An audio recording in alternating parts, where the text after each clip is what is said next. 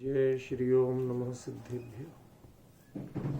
S सुरासुर मणु सिंध वंदिदम धोदघादिकम मलम प्रणमामि वड्ढमाणं तीर्थं धम्मस्य कातारं से पुण्यतीर्थयरि ससौ सिद्धे विशुद्ध स्वभावे समणे अणान दंसण चरित तव वीर्यायारे ते सौवे समगम पतेगमेव पतेगम वंदामि अवट्टन्ते अर्हन्ते मानुषे खेते किच्चारिहन्ताणं सिद्धाणं तैणमो गणहराणं अज्जावैवगाणं साहूलं चैव सौवेसिं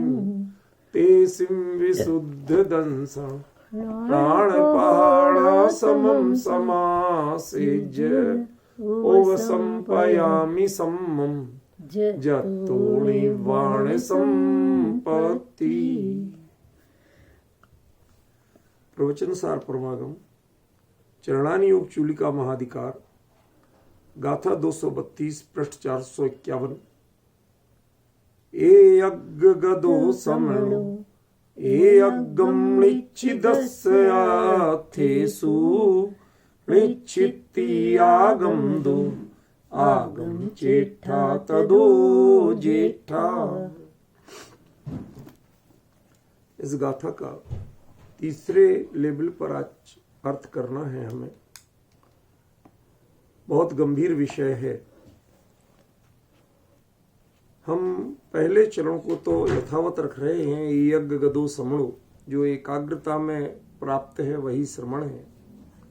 इससे आगे की चर्चा थर्ड लेवल पे हम लेंगे। यज्ञम निश्चितस्य, एकाग्रता में निश्चित, मतलब जिसका उपयोग अपने स्वरूप की परिधि से बाहर जाता ही नहीं, चाहे अनुभव में रहे या चिंतन में रहे। पॉइंट ध्यान रखना, अनुभव में रहे या चिंतन में रहे, पर जिसका उपयोग स्वरूप से बाहर जाता ही नहीं, उसका नाम है एयज्ञम निच्छिदस्य। क्षयोपशम के विषय जानने की जिसकी रुचि ही नहीं, उसमें अपना दिमाग नहीं लगाता, अपना उपयोग नहीं लगाता, तो भाई 6 द्रव्य 7 तत्व 9 पदार्थ 5 अस्थिका इत्यादि के बारे में जानेगा कहां से? द्रव्य गुण पर्याय जानेगा कहां से? भाई वस्तु स्वरूप उनको कहां से जानेगा? तो बड़ा शॉर्ट उत्तर दिया। वो क्या दे दिया? अथेसु निश्चित्ति आगम दो, पदार्थों में निश्चय करना, उसकी जो निश्चितपना है, निश्चित्ति जैसे ज्ञप्ति है उसी की तरह है, वो कहां से है? आगम दो। ये जो विषय है ये बड़े ऊंचे लेवल से आपको समझना पड़ेगा, सामान्य भाषा में समझ में नहीं आएगा।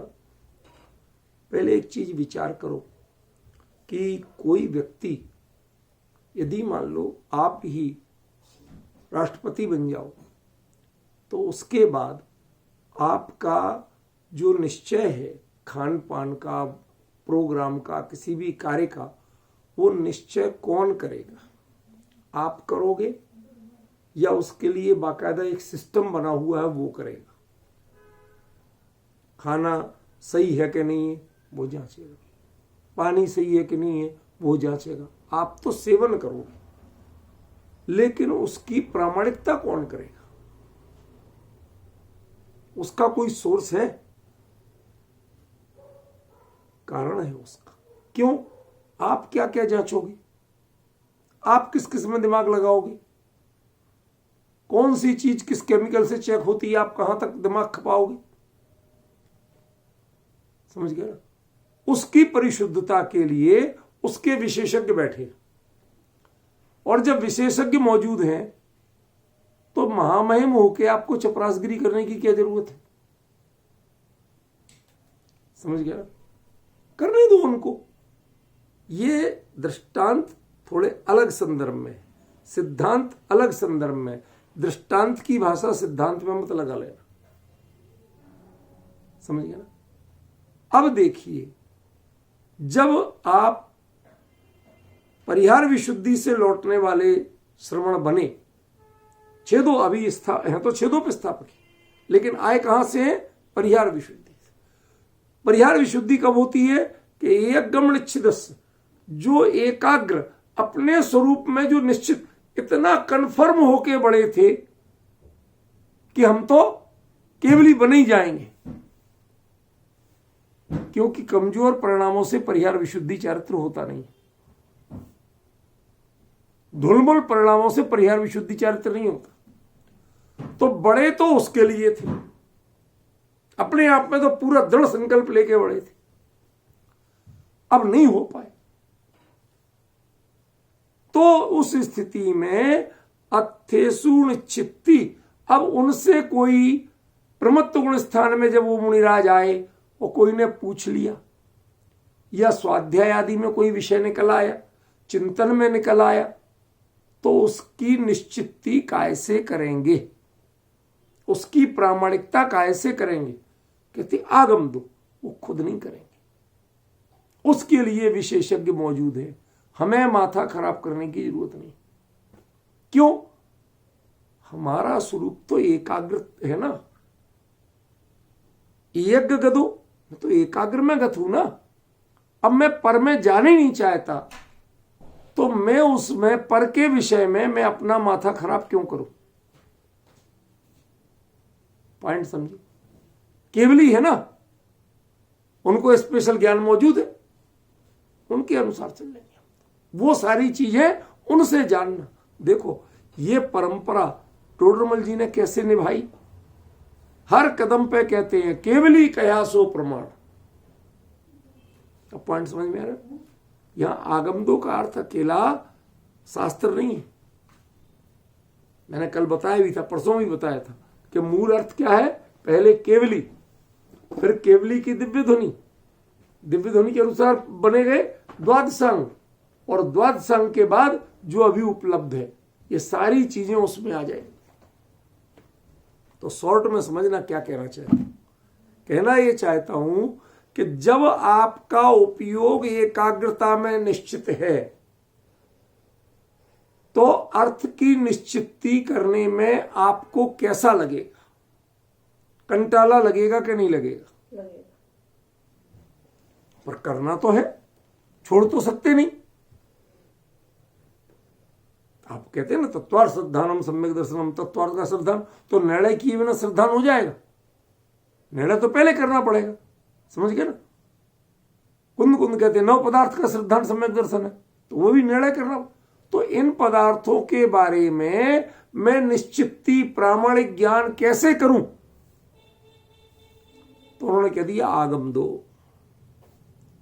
वो इस मामले में इतना आलसी जीव हो गया, शब्द जरा क्षमा करना, आलसी माने प्रमादवाची नहीं, आलसी माने इसके अलावा अन्य कोई कार्य रुचते ही नहीं। कहां तक नहीं रुचता कि द्वादशांग का विषय, द्रव्य गुण पर्याय का विषय, 6 द्रव्य 7 तत्व 9 पदार्थ 85 काय का विषय, कोई भी पदार्थ का निर्णय यदि करना है, उससे पूछो महाराज इस धर्म द्रव्य का स्वरूप क्या है? आगम दो। जो आगम में का वो ही है कि आप कि मैं तो अनुभव की बात जानता हूं, और अनुभव में मैं ही मैं हूं, ना धर्म द्रव्य ना अधर्म द्रव्य। समझ में है ना? क्यों? क्योंकि मैं एकदम निश्चित हूं, मैं तो एकाग्रता में निश्चित हूं ना। अमृतचंद्राचार्य ने आत्मख्याति टीका में इसका बड़ा गजब का दृष्टांत दिया इस बात का। वो लिखते हैं कि मैं, जैसे कोई जीव ऐसा विचार करता है कि मैं ऐसे बड़े बड़े सींगों वाला भैंसा हूं, जिसका एक सींग लोकाकाश के इस कोने पे, दूसरा सींग लोकाकाश के इस कोने पे अड़ा हुआ है बिल्कुल। अब मैं हां या ना कुछ भी करूं तो करूं कैसे? मैं तो सरलाते नहीं बनता। सोच रहा है नहीं, भैंसा नहीं है, सोच रहा है। जब उसने उस भावना को आत्मसात कर लिया, तो उससे बेचारे से सिर हिलाते नहीं बनता। ऐसे ही ये तो वो तो कल्पित था, ये वास्तविक है। ऐसे ही जिसने एकगम निश्चिदस्व हो गया, अपने आत्मस्वरूप को पूरा उसी में तृप्त हो गए, छक गए, उससे आगे सोचने नहीं चाहते। आपका लक्ष्य क्या कि बस अपने स्वरूप में रहना, समझ गए ना। ऐसे जीव को यदि अर्थ की निश्चिति पूछोगे तो क्या कहेगा? आगम दो, आगम से जानो भाई। जो आगम में कहा वही है अर्थ का स्वरूप। मुझसे तो अनुभव का स्वरूप पूछो, अर्थ का स्वरूप मत पूछो। अनुभव में जो आया वो तो मैं अपने से कह सकता हूं, लेकिन इसके अलावा जो भी है वो कैसे कहा जाएगा? पॉइंट समझ रहे? दोनों बातों में अंतर। क्या अंतर हुआ? जो अनुभव गोचर विषय है उसके बारे में तो मैं स्वयं से कह सकता हूं, लेकिन जो अनुभव के अलावा का विषय है, क्योंकि मैं तो एकाग्र में निश्चित हो गया ना, मैं तो इससे बाहर जाते ही नहीं, मैं हिले नहीं सकता। जैसे वो अमरचंद्र आचार्य का जो भक्त है, वो भैंसा का ध्यान करते हुए अपने आप को भैंसा मानता है, तो वो कहता मैं सिर भी नहीं हिला सकता भाई साहब, ना मना कर सकता ना हाँ कर सकता। क्यों? सिंह लोकाकाश के दोनों कोनों पे अड़े हुए ना। अब मैं हाँ करूं तो कैसे और ना करूं तो कैसे? ऐसे ही ये जो अपने स्वरूप में निश्चित है वो क्या कहता है? इसके अलावा मुझे विकल्प करने ही नहीं। तो भाई पदार्थ का निर्णय कैसे करोगे? क्या आगम से करेंगे ना। मुझे मेहनत करने की क्या जरूरत है कि धर्म द्रव्य ऐसा होता कि नहीं होता? आप बताओ, आपने धर्म द्रव्य देखा? मुकेश जी देखा? कहीं पता चला हो एड्रेस ठिकाना कुछ? अधर्म द्रव्य कहते हो आकाश में रहते हो, लेकिन आकाश देखा आज तक? कहते हो सब परिवर्तन में निमित्त काल द्रव्य है, काल देखा आज तक? ले दे के थोड़ा नाम मात्र पुद्गल का रूप देख देख के अपने आप को ज्ञानी माने बैठे। क्या? मोर देन 90% अज्ञानी, ठीक है ना। लेस देन 10% की थोड़ी बहुत जानकारी हो, वो भी प्रायः करप्ट, गड़बड़। क्यों? पर को कर्ता मानते ना, एक द्रव्य का दूसरे द्रव्य में परमाणु मानते ना, अन्योन्य भाव नहीं मानते ना। यदि अन्योन्य भाव मानो तो चाय में चीनी डालोगे? डालती हो कि नहीं डालती हो? कैसे डालती हो? जब एक पुद्गल द्रव्य की वर्तमान पर्याय का दूसरे पुद्गल द्रव्य की वर्तमान पर्याय में अभाव है, तो चाय में चीनी डालने से चाय मीठी कैसे होगी? अब सोचो कितनी बड़ी समस्या आने वाली है आपको कि जो जानकारी है वो भी करप्ट, और बाकी मोर देन 90% जानते ही नहीं, उसके बाद भी अपने आप को ज्ञानी कहते हैं, समझदार कहते हैं, पंडित कहते हैं। ये मुनि अवस्था कितनी गजब है। वो कहते हैं यज्ञ गदो समलो, जो एकाग्रता में चला गया बस वही श्रमण है। जिससे दुनिया के ज्ञान का अभिमान है या दुनिया में के ज्ञान में जो प्रवृत्त है वो श्रमण ही नहीं, समझिए। और जो एकाग्र में निश्चित हो गया उसको, भले आदमी को बेचारे को कष्ट दो आप। कष्ट क्या? कष्ट कि महाराज धर्म द्रव्य का स्वरूप समझाइए कृपा करके। अब बेचारा क्या करे, कहां से बताए? कुछ तो पता ही नहीं क्या। तो आजकल के जो कुछ मॉडर्न पंडित हैं वो हाथ में टैबलेट वैबलेट लिए घूमते हैं, उसमें से फटाफट देख के बताते हैं, समझ गया ना। बाकी लोग टैबलेट नहीं लिए तो ग्रंथ लिए, तो वो ग्रंथ में से पलट के जन सिद्धांत को उसमें से पलट के बताते हैं कि हाँ ये है, समझ गया। क्यों? क्योंकि वो कहां से बताए? मेरे अनुभव में आता नहीं तो कहां से बताए? जहां से मिलेगा वहीं से तो बताएंगे, समझिए अंतर। ये अंतर किया। अब उनकी जो निश्चिति है वो कैसे होगी? आगम से होगी। अब प्रश्न है कि आगम का अर्थ क्या? यहां से आपका गियर चेंज हो रहा है। अभी तक का तो भूमिका परक स्पष्टीकरण था। आगम का अर्थ क्या? आगम के अर्थ यहां 3 हैं नए, जो अभी बताए वो नहीं, 3 नए अर्थ क्या हैं, जरा गौर करना तो समझ में आएगा। पहले केवली ने जो कहा वही आगम है ना, केवली के ज्ञान के अनुसार, केवल ज्ञान के अनुसार जो कुछ है वही आगम है। तो केवल ज्ञान भी, वो सब जो 3-4 भेद बताए थे वो तो हो गए। अब क्या है, केवली के ज्ञान में जो कुछ आता है, केवली का ज्ञान क्या उसमें प्रवृत्त होता है? वह ज्ञान में आता है, ये एक पक्ष। सुनना जरा ध्यान से, ज्ञान में आता है ये एक पक्ष, और केवली का ज्ञान उन्हें जानता है ये दूसरा पक्ष। यदि आप ये मानते केवली का ज्ञान उन्हें जानता है तो गड़बड़। केवली के ज्ञान में झलकता है, ये बिल्कुल सही। क्यों? जानना उपयोग पूर्वक क्रिया है, और वो उपयोग उसमें लगाती नहीं। वो ज्ञान की निर्मलता में झलकता है, वह केवली उसको झलकाते नहीं, जानते नहीं। डिफरेंस ख्याल में? इस बारे में बाबूजी ने स्वपर प्रकाशक के संबंध में जो लेख लिखे हैं, 2 बड़े बड़े लेख उनके स्मृति ग्रंथ में प्रकाशित हो रहे हैं, वो गजब के लेख, गजब के लेख। कई लोग आज भी धोखे में पड़े हुए हैं, स्वपर प्रकाशक माने क्या। कई लोग कहते हैं कि बाबूजी तो केवली के ज्ञान को पर प्रकाशक मानते नहीं थे। अरे भाई, उन्होंने क्या कहा, वो यहां से कहा। जब वो एकाग्रता को प्राप्त है अपने, जब श्रवण अवस्था में केवली पने के संकल्प में जब एकाग्रता में निश्चित होना पड़ता है, तो केवली एकाग्रता में निश्चित होंगे कि नहीं? होंगी। और जो एकाग्रता में माने निज स्वरूप में निश्चित है, वह पर में प्रवृत्ति करेगा कैसे? समझ गया ना? केवली से भी पूछो कि भगवान धर्म द्रव्य का स्वरूप क्या है, तो कहते अभी केवल ज्ञान में देख के बताते, केवल ज्ञान में क्या झलक रहा देख के बताते। ये कल्पना की भाषा है, ये कोई वास्तविकता नहीं। क्यों? मुझे क्या पता क्या स्वरूप है धर्म द्रव्य का, आगम से देख के बताता हूं। आगम माने केवल ज्ञान, क्योंकि वो उसमें उपयोग लगा ही नहीं रहे ना, वो स्वरूप में उपयोग लगाए हुए हैं। ख्याल में ना? एक बात हुई।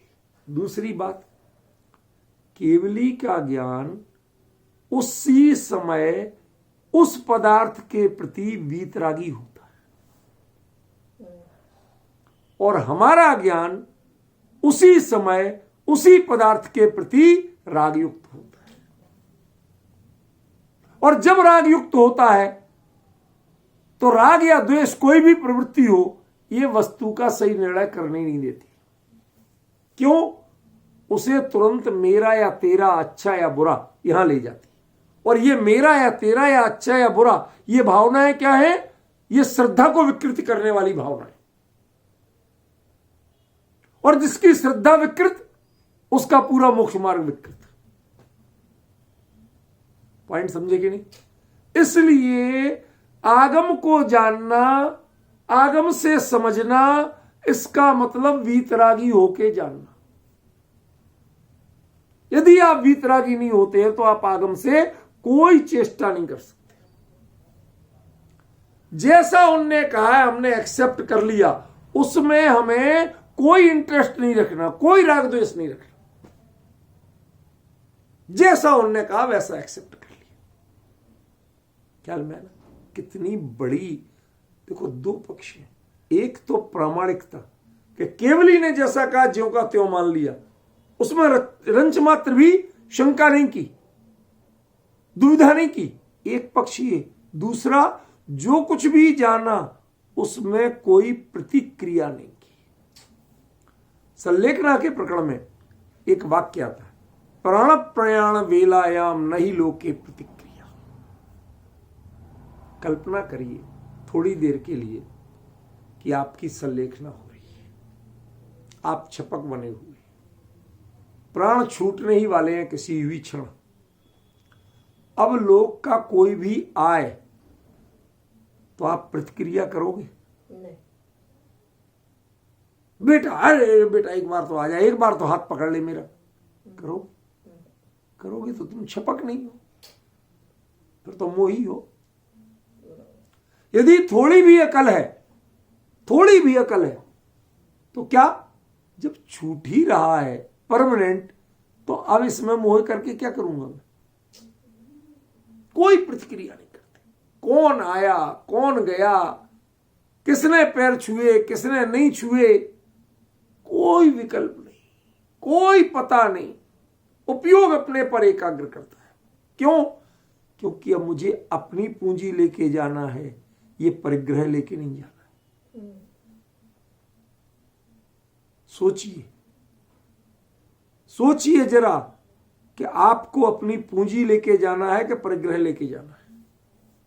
जो लेके ही नहीं जाना उसके बारे में सोचे कौन? कौन दिमाग खपाए? समझे?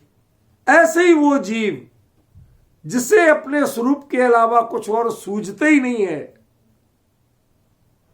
सूझते ही नहीं है, वो अर्थ के बारे में भी, वस्तु के निर्णय के बारे में, एक दो वस्तु के निर्णय दो तरह के, देखो क्षमा करना, नहीं तो आप कहीं का कहीं अर्थ लगा लो।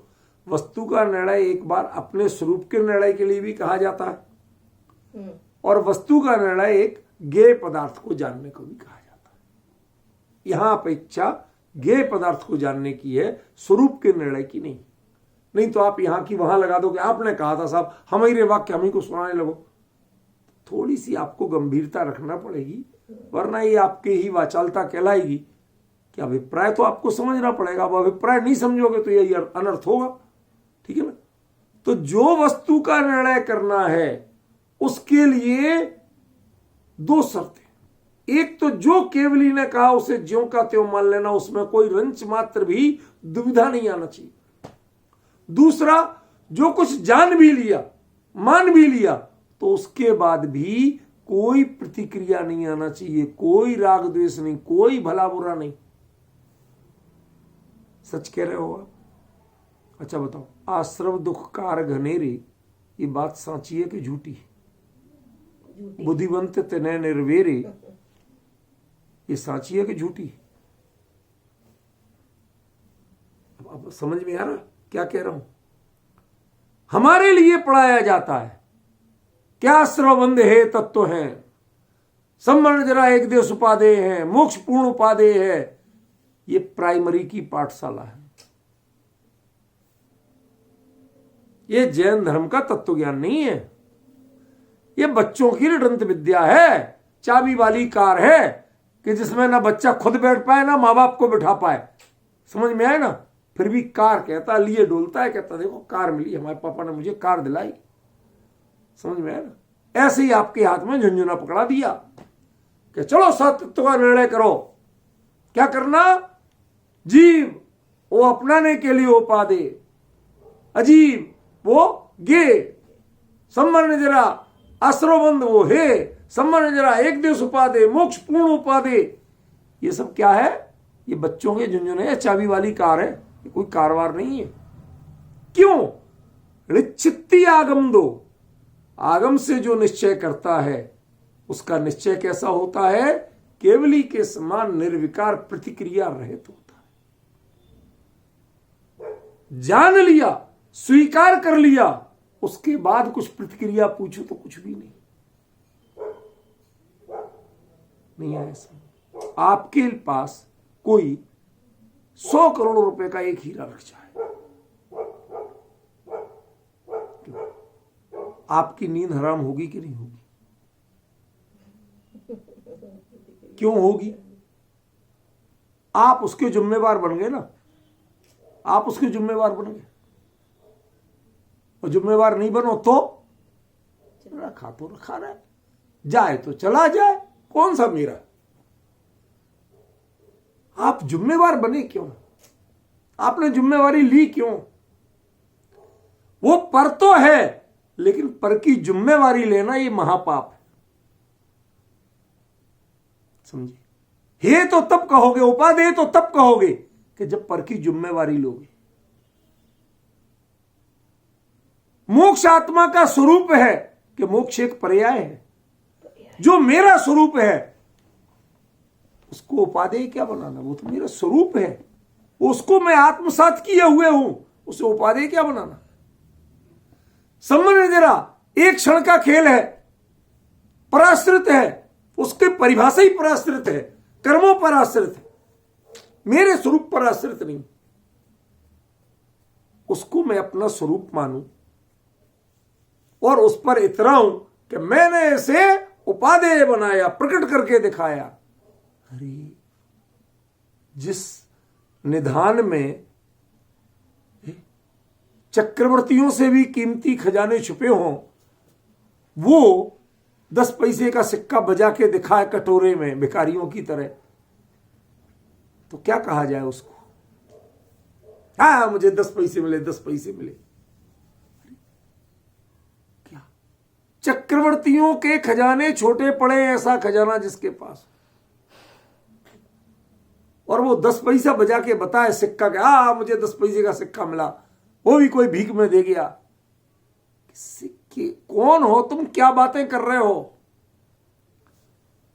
क्या वो राजा जनक का एक दृष्टांत आता है कि राजा जनक स्वप्न देखते हैं, स्वप्न में देखते हैं कि वह जंगल में गए थे घूमने, सैनिकों से बिछुड़ गए, सबसे बिछुड़ गए, अकेले भटक गए। भटकते भटकते भटकते दोपहर हो गई, बहुत तेज भूख लग रही थी, प्यास भी लग रही थी, क्या करें? तो देखा एक गांव के पास पहुंचे तो वहां देखा कि साहब गांव वाले किसी के घर में कोई है ही नहीं। पूछा क्या हुआ? कि वो एक सेठ है, वो सदाव्रत बांट रहा है, सबको खाना दे रहा है। तो ये भी गए, तो वहां जाके कुछ बताते तो उनके राजा होके भीख मांगे तो शर्म आ रही थी, तो थोड़े वो घोड़े पे ही वो कपड़े वपड़े कीमती रखे, सिंपल वेश में पहुंच गए। तो लोगों ने कहा लाइन में बैठो, ऐसे नहीं मिलेगा। लाइन में बैठ गए, सबसे आखिरी में नंबर आया, वहां बैठे तो वहां खिचड़ी बट रही थी, खिचड़ी खत्म हो गई, इनका नंबर आते आते। तो अब इन्होंने कहा साहब बहुत तेज भूख लगी, कुछ तो दे दो। तो साहब जो जल गई थी थोड़ी खिचड़ी पतीले में नीचे, वो है कहो तो दे दूं। तो भैया वो ही दे दो। तो बेचारा गया और बड़े उससे, अरे एक बाबा बैठा है भूखा है बहुत, चलो भाई यही दे दो। तो वो खुरच के, पलटे से खुरच खुरच के ले आया अधजली खिचड़ी नीचे लगी हुई। वो एक पत्ते पहले आके उसको दी, और जो ही दी तो लगे चलो अब जैसी है वही खा ले, कहाँ राजाओं के महल में खाने वाले, राजभोग खाने वाले, जो वही खा ले। और जो ही वो उसको खाना चाहे ऐसे ही मुंह मार के, उसी समय एक चील ने झपट्टा मारा और ले गई, वो खिचड़ी भी ले गई। क्या हुआ? नींद खुल गई। किसको हे, किसको गे, किसको उपादेय मान रहे हो? ये सब स्वप्न की कल्पना है, ये आगम की चेष्टा नहीं है। आगम की चेष्टा करना है तो आपको वो गे तो बनेगा, लेकिन आप गे के लोभी नहीं बनोगे। रूपल बहन समझ में आ रही? वो गे तो बनेगा आगम से, वो आगम किसे गे है? आपने आगम की चेष्टा की, इसका प्रमाण क्या? कि आप उसके गे के लोभी नहीं बनोगे, उसे उपलब्धि नहीं मानोगे। क्या हुआ? अरे साहब इतना अच्छा समझाया आपने। ये सब भाषा वर्णना का खेल है, इसमें चाकचिक्य में उलझो मत। बहुत तारीफें किसी की करो, ये तुम्हारा स्वरूप नहीं। कोई विषय जानने में आया, व्यक्ति परक मत बनिए, जानिए और अपने लिए कितना उपयोगी है अंतर में उतारने की कोशिश कीजिए, बस खत्म। ज्यादा धन्यवाद देना, कृतज्ञता, मैं कृतज्ञ बनने की बात नहीं कर रहा हूं, लेकिन इसको लोक व्यवहार को लोक व्यवहार तक रहने दीजिए, उसमें बहुत इन्वॉल्व मत होइए। क्यों? फिर वो आगम चेष्टा नहीं रह जाएगी। आगम की चेष्टा करना है तो आपको हे गे उपादेय की बुद्धि ये छोड़ना पड़ेगी। समझे? हे गे उपादेय की बुद्धि छोड़ना। ज्ञेय पदार्थ जानने में आया, आ गया, गेवली के अनुसार मान भी लिया, तत्काल स्वीकार कर लिया, बिना किसी हीला हवाले के स्वीकार कर लिया, लेकिन उसके बाद भी उसमें ज्ञेयपना की उपलब्धि भी नहीं मानी। मैंने जाना, ऐसी जानने में आ गया ये ठीक है, पर मैं जानता हूं, ऐसा क्यों? जब उपलब्धि मानी तो उपादेय हो गया, ज्ञेय नहीं बचा। यदि क्षोभसम को उपलब्धि मानी तो वो परिग्रह बन गया आपके लिए, उपादेय बन गया आपके लिए, उसने आपके उपयोग का हरण कर लिया। इसलिए आगम की चेष्टा वाले जानते तो हैं पदार्थ के बारे में, निश्चय तो करते हैं, लेकिन किससे करते हैं? आगम से करते हैं। अपनी अकल, अपना अनुभव, अपना एक्सपीरियंस उसमें नहीं जोड़ना चाहते। आज हम बात बात में कहते हैं भैया ये बाल धूप में सफेद नहीं किए, बड़ा एक्सपीरियंस है, एक्सपीरियंस से बात कह रहे हैं। लेकिन मोक्ष मार्ग में एक्सपीरियंस से काम नहीं चलता, अनुभव से काम चलता है। दुनिया में अनुभव शब्द का अर्थ एक्सपीरियंस होता होगा, लेकिन मोक्ष मार्ग में अनुभव का अर्थ अनुभव होता है, एक्सपीरियंस नहीं होता। ना एक्सपीरियंस होता है, ना एक्सपेरिमेंट होता है। समझ गए? बहुत से लोग एक्सपेरिमेंट करते हैं, परख के देखते हैं, ट्राई करके देखते हैं। यहां तो जो स्वरूप है, स्वयं का जो अनुभव का विषय है, वो तो एकाग्रता से तय होता है, और जो पदार्थ का निर्णय है वह आगम से तय होता है। केवली ने जो बताया उसे ज्यों का त्यों स्वीकार करना, लेकिन जो स्वीकार कर लिया उसको भी उपलब्धि मत मान लेना। जान लिया, अरे केवली जिन्होंने जाना है असल में उन्होंने उसे उपलब्धि नहीं माना, और आप उपलब्धि मानते हो, तो ये आगम की चेष्टा है कि क्षोभसम की चेष्टा है? कुंद आचार्य देव ने क्षोभसम की चेष्टा शब्द नहीं लिखा, आगम की चेष्टा शब्द लिखा। समझ में आ रहा है क्या कह रहा हूं? मैंने कहा था ना, आगम चेष्टा जदो जेठा, इसके कहने का मतलब क्या है? हमें क्या अर्थ लगता है कि आगम को पढ़ना, आगम को लिखना, आगम में उपयोग रमाना, जिन वचसु रमन्ते ये स्वयं वांत मोहा। अरे जिन वचसु रमन्ते का मतलब क्या है बताओ? कोई एक अच्छी जोरदार गाली दे तो वो 2-4 दिन तक चित्त से नहीं उतरती। जीवन में 10 साल बाद भी वो आदमी दिख जाए, तत्काल गाली याद आती है। उसके आनुषंगिक परिणाम कितने ही होते हैं, भले ही आप एक उत्तर नहीं दो, लेकिन मन में जो कुछ उठता है ना उबाल, समझ गए ना, वो सब गाली ही है। वो जो प्रतिक्रियाएं होती हैं, आप बताइए बिल्कुल तटस्थ होके क्या जान पाते हो उसे? क्या दी? कि गाली दी थी। कौन सी गाली दी थी सुना सकते हो? वीतराग भाव से सुना सकते हो? गाली सुनते ही आपके मन में प्रतिक्रिया होती है। अरे जिन वचन सुन के भी जिनके मन में प्रतिक्रिया नहीं होती, जिन वचनों से लोकालोक का स्वरूप जान के भी जिनके मन में प्रतिक्रिया नहीं होती, जान लेते हैं, ज्ञान का विषय बन जाता है, लेकिन उसमें असली चेष्टा वो जानना नहीं है। असली चेष्टा जो ज्येष्ठा है वो है आगम दृष्टि से जानना, केवली की तरह जानना। जिन्होंने जाना, बताया, वो जब उसमें नहीं रमे और तुम उसमें रमते हो, उन्होंने उसे अपनी उपलब्धि नहीं माना और तुम उसे उपलब्धि मानते हो। उन्होंने उसमें हेगे उपादेयपना नहीं किया और तुम उसमें हेगे उपादेयपना करते हो। इसका मतलब तुम्हारी आगम चेष्टा नहीं, तुम क्षयोपशम चेष्टा करते हो, तुम पंडित हो, पंडिताई की चेष्टा करते हो। संस्कृत में एक शब्द होते हैं, अमित जी हैं आज की नहीं है, शब्द है संस्कृत में, क्या? पंडित मानी, पंडित मन्य, ये दो प्रसिद्ध रूप है। आत्मानम पंडितम मन्यते, जो अपने आप को पंडित मानता है उसका नाम पंडित मानी।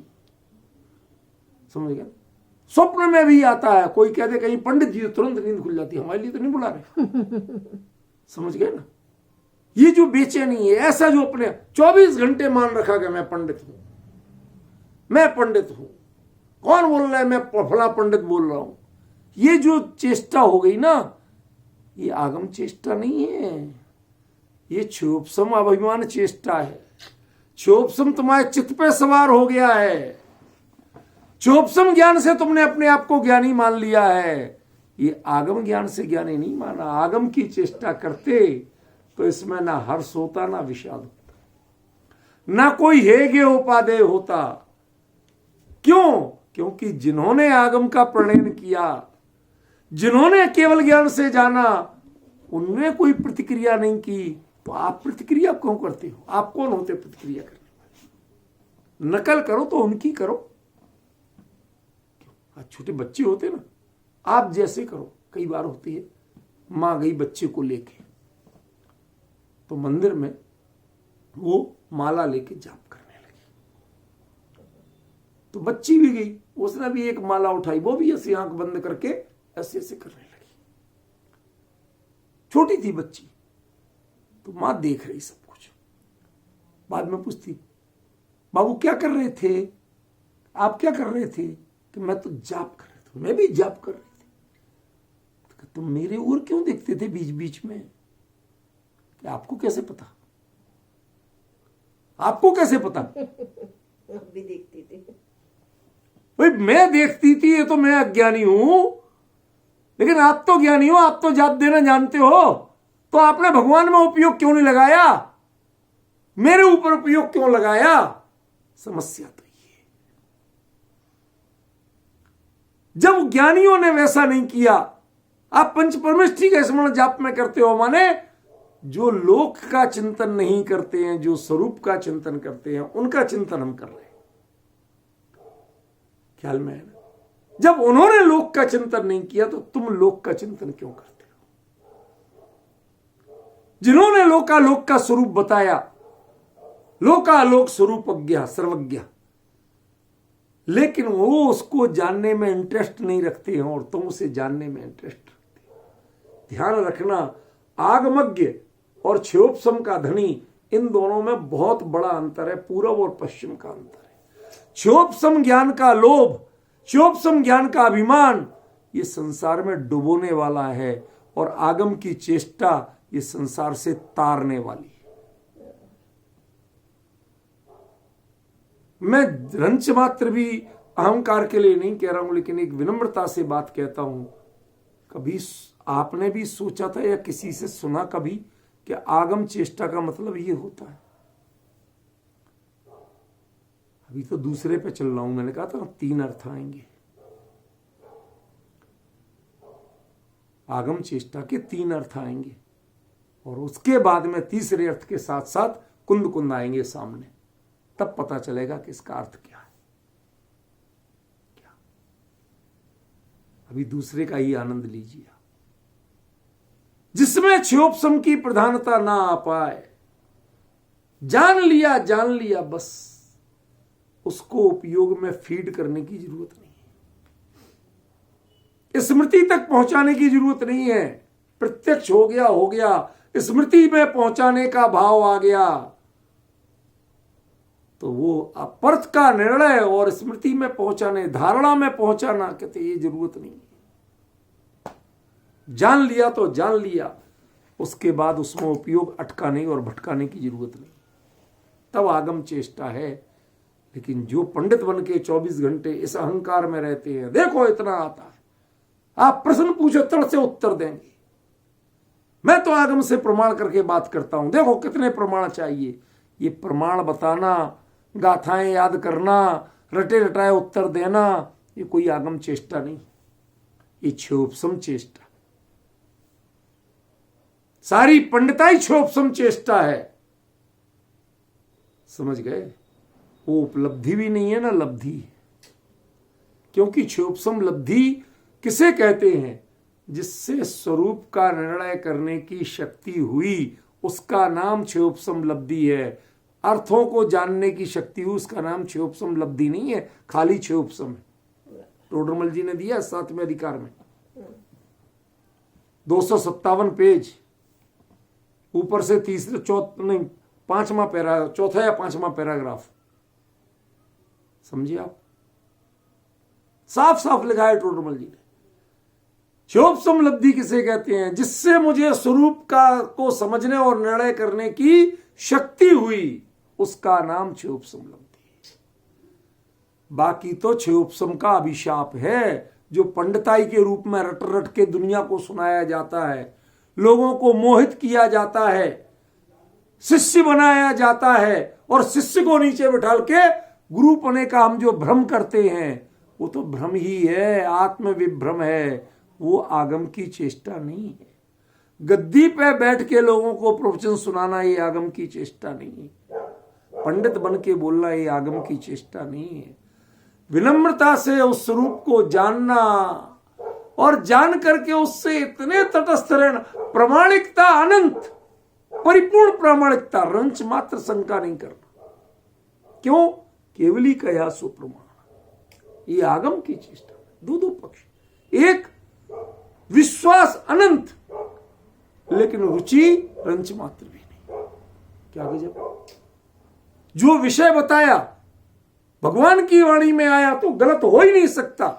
सारी दुनिया गलत कहे तो कहे, क्यों? धरती गोल है, गोल है गेंद की तरह।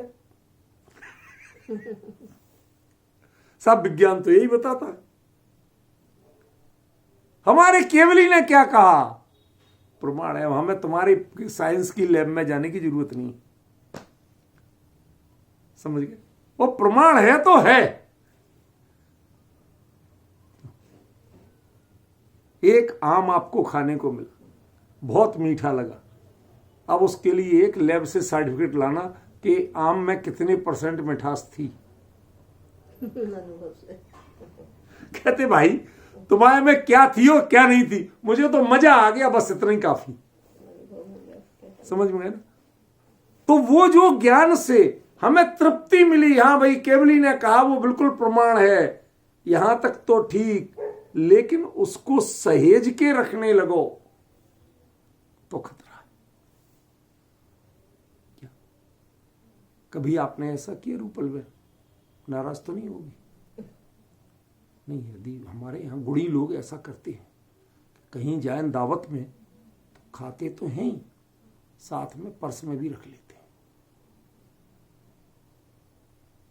करते हैं? आप करती हो ऐसा? नहीं करते ना?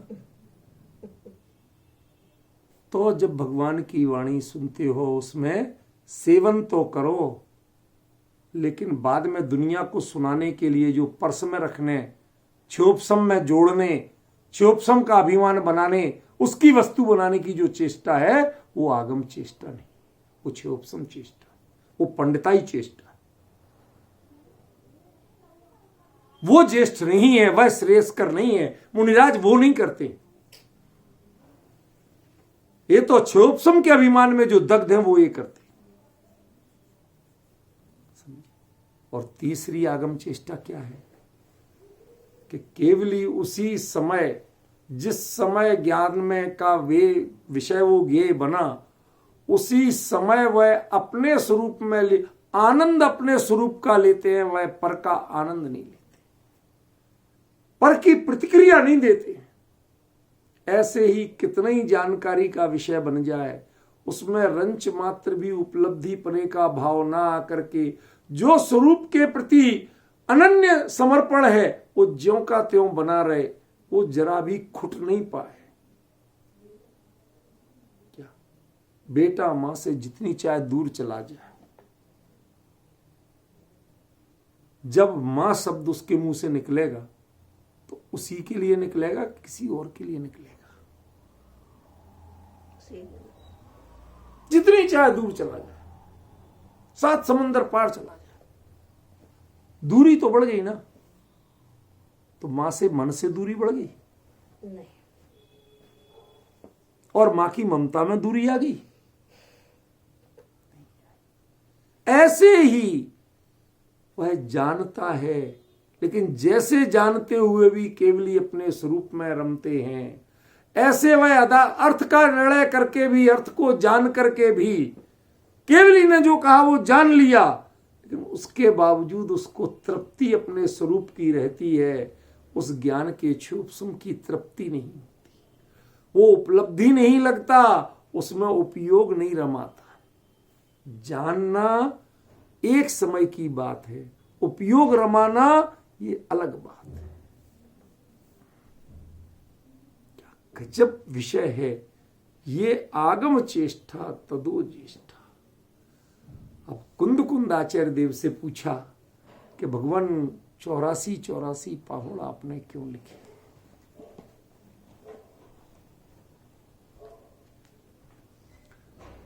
वहां जो भगवान से साक्षात सुनाए थे वो आपकी स्वरूप की लब्धि थी, अपनी उपलब्धि थी।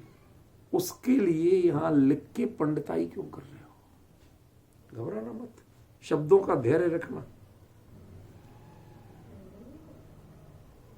क्या करे, आपके प्रति राग लिखाता है, और वह राग इसलिए भी प्रवचन सार लिखा रहा है कि आज तक जितने ग्रंथ लिखे वह आप पर करुणा करके लिखे। आज पहली बार जो ग्रंथ है जिसमें कोई करुणा का भाव नहीं है, मैंने अपने भ्रम निकाले। 83 पाहुड़ लिखने तक मुझे भी कई भ्रम थे, वो भ्रम निकले हैं।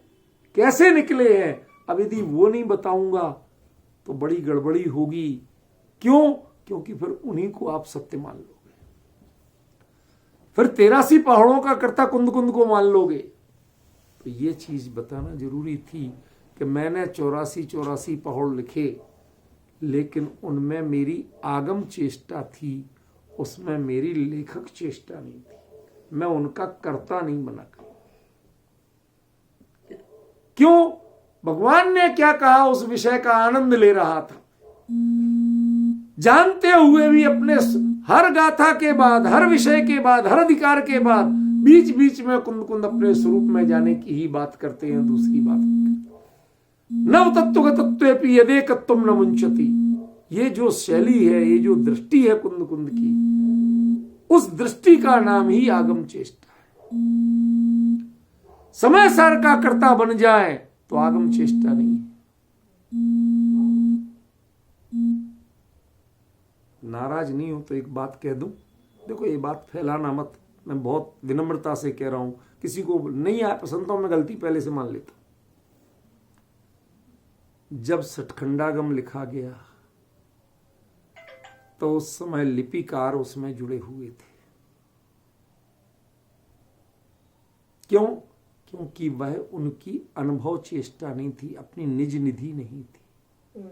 कर्म का ज्ञान ये निज निधि नहीं थी, ये तो भगवान की बात थी भैया, परंपरा से आई, हमने लिख दी। वो आगम को लिपिबद्ध करना तो था, लेकिन वो आगम चेष्टा नहीं थी। चाहे महाबंध लिखा गया हो, चाहे कसाय पहोड़ लिखा गया हो, चाहे जीवट्ठाण लिखा गया हो, समझ रहे हैं ना? सठखंडागम में 6 खंड है ना, कुछ भी लिखे गए हो, वो आगम चेष्टा नहीं थी, वो आगम का शब्दांकन था। कुंद के लिखने में और उनके लिखने में क्या अंतर था मुकेश जी? कुंद ने लिखे इसमें और उनमें अंतर क्या था कि ये उन्होंने केवली जैसे लिखे, जैसे वो अपने उपयोग को, अपने स्वरूप की प्रधानता के अलावा, एकाग्रता के अलावा 3 लोक को जानते हुए भी किसी में एकाग्र नहीं होते, ऐसे ही कुंद ने उस एकाग्रता का पाठ सिखाया। ये उनकी आगम चेष्टा थी। बाकी आगम के लिपिकार थे, किसी ने आगम चेष्टा अपने जीवन में की होगी, लेकिन लिखने के रूप में आगम चेष्टा नहीं थी। इसलिए कुंद सुरत के गणधर के बाद तीसरे स्थान पे आ गए। इसलिए आ गए। क्यों? क्योंकि उन्होंने आगम चेष्टा करके बताई थी। किसी ग्रंथ का कोई विषय ले लो, हर विषय के साथ एक भावना जुड़ी हुई थी कि इसमें मैं क्या हूं, मेरा स्वरूप क्या है और मेरे अपने स्वरूप में लीन कैसे होगा। ये चेष्टा कहीं छूटी नहीं थी। अंदर से डूब के बोलते थे। उपयोग को अनुभव की, उपयोग रूपी कलम को अनुभव के रस में डुबो डुबो करके लिखते थे। जब समय सार जैसे ग्रंथ बने, प्रवचन सार जैसे ग्रंथ बने, उस गहराई को समझा, वो आगम चेष्टा थी। वो ग्रंथ के लेखक नहीं बने, लिपिकार नहीं बने, कर्ता नहीं बने, प्रदाता नहीं बने कि मैंने तुम्हें इतना दिया। उन्होंने जो कुछ भी लिखा वो अंतर के रस की पुष्टि के लिए लिखा। केवली से क्या आया और आने के बाद भी मैंने उसे अपनी उपलब्धि नहीं बनाया। जब अमृतचंद्राचार्य कहते हैं, निधि पा पुरुष जो कहीं एकांत में जाकर के भोगता है, एकांत में जाकर के भोगता है। आता है ना समय सार जी में, कोई व्यक्ति खजाना पाता है तो एकांत में जाकर के भोगता है। इस शब्द का अर्थ जानते हो आप? आपको खजाना मिल जाएगा तो क्या करोगे? एकांत में कैसे भोगोगे? वो तो बाजार में जाके भोगा जाएगा। बताओ, मैंने उस गाथा के भी अर्थ आपको आता नहीं है, और जितने पंडितों ने सिखाया वो भी उल्टे ही सिखाया आपको। भाई साहब जरा सब्र से सुनना। एक आपको खजाना मिल जाएगा तो एक छुपाओगे जहां चाहे, लेकिन भोगोगे एकांत में कैसे? वो तो बाजार में जाके भोगना पड़ेगा कि नहीं? गलत कह रहा हूं भाई? कहीं ना कहीं जाके कैश कराओगे, उससे कुछ भोग सामग्री खरीदोगे, जब तो भोगोगे। खजाना कैसे एकांत में भोगोगे? अब अंतर समझ रहे हो? जिसको भगवान की वाणी, ये तत्व का ज्ञान खजाना लगा हो, वही एकांत में जाके भोगा जा सकता है। सुनते हैं सभा में और अनुभव करते हैं एकांत में जाके। समझ में क्या कहा था कुंद ने?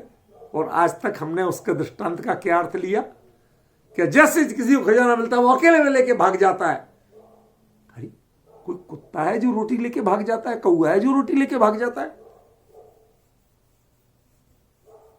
डिफरेंस समझ रहे हो? वो तो निज की निधि है।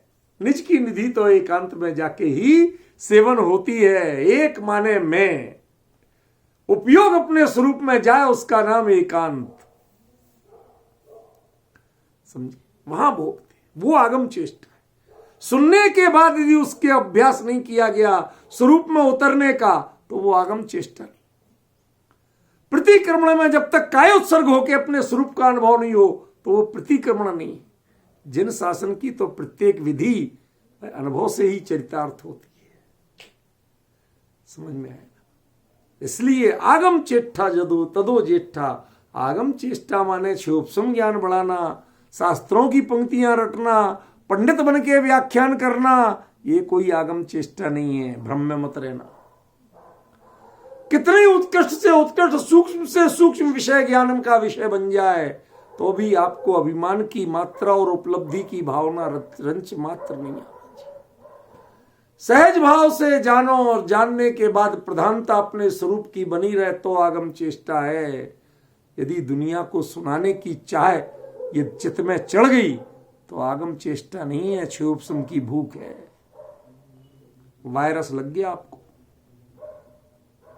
क्या वायरस लग गया? वायरस इन्फेक्टेड फूड हो गया। वो केवली के वचन जो आए थे वो तो प्योर थे।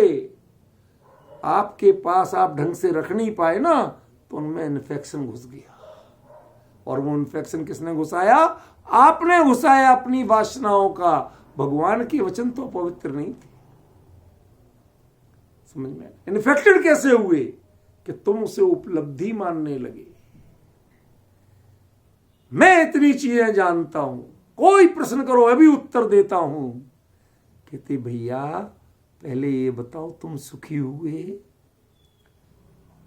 निज निधि पाई, अनुभव हुआ, अंतर में उतरे, यदि ये कुछ नहीं है तो जाओ अभी अभ्यास करो। कुछ नहीं आता तो ये तिरस्कार के लिए नहीं कह रहा हूं, ये आत्म संबोधन के लिए कहता हूं। हर चीज जनागम के अभ्यासी को ये अभ्यास करना चाहिए, ऐसा अपने आप को समझाना चाहिए। क्या पाया? दुनिया को समझाने के लिए तुम दौड़ते हो, एक जरा सा विचार चला दुनिया को बताए, कोई चीज कहीं मिल गई दुनिया, अरे भैया ये छोपसुम के व्यापारी कब तक बने रहोगे? मान कसाई के व्यापारी कब तक बने रहोगे? आगम की चेष्टा करना सीखो, वही ज्येष्ठ है, वही श्रेष्ठ है, वही तुम्हारे लिए हितकारी है। जानो तो केवली की तरह जानो और भोगो तो केवली की तरह निज निधि भोगो, या उसका प्रयास करो, तब वो आगम चेष्टा है। यदि वह सुनाने में चरितार्थ होती है तो वो क्षयोपम चेष्टा है, आगम चेष्टा नहीं। अभी इस पे चर्चा और चलेगी, इसमें मर्म और है। आज यहीं विश्राम दे रहा हूं, क्योंकि वो शुरू करूंगा तो फिर टाइम ज्यादा लग जाएगा, इसलिए विश्राम दे रहा हूं। विचार करना, इस पर चिंतन करना कि क्या आज चर्चा चली, फिर इसके आगे क्या चलेगी उसका विचार।